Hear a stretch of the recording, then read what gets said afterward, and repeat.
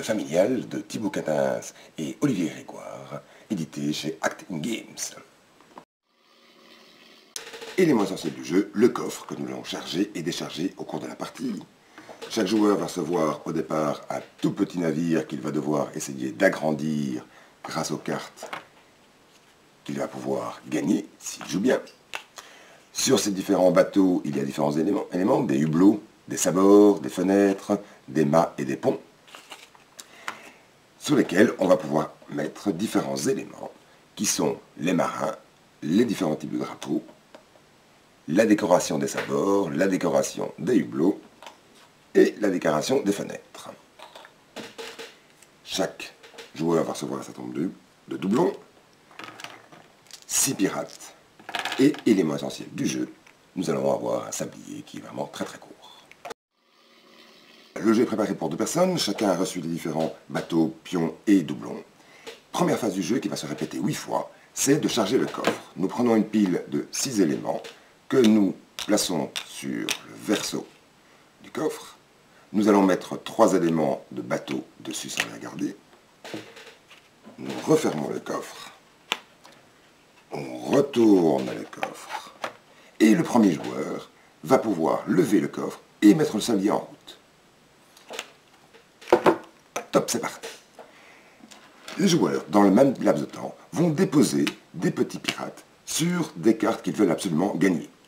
Et donc on peut en mettre autant qu'on veut, il y a des règles de piraterie à suivre, et les 2 joueurs vont jouer ensemble pendant le temps du sablier. Dès que le sablier est fini, un joueur peut dire stop, tant que personne ne dit stop, on peut continuer à déposer nos petits bonhommes sur les différents éléments que l'on veut gagner. Quand le sablier est vide, nous allons faire le décompte. Toutes les cartes où il y a une majorité de petits pirates d'une couleur va directement à cette couleur-là.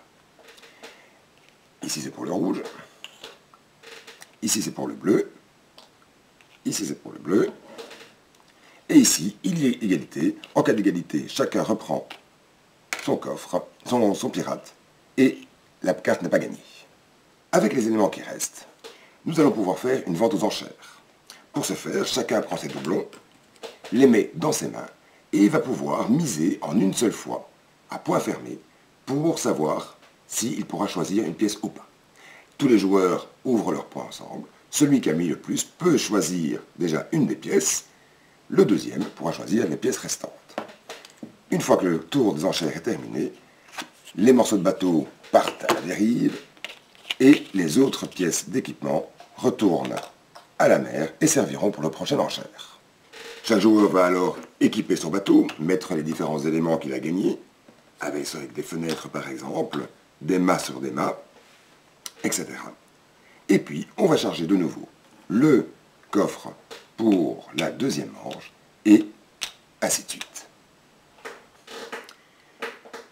À la fin de la 8e manche, il va y avoir un décompte de points. Généralement, c'est celui qui aura le plus grand bateau, avec le plus d'équipement dessus, qui pourra repartir avec le plus d'argent pour partir à la quête de la dent du pélican, la célèbre quête de la dent du pélican. Très bon amusement et à très bientôt.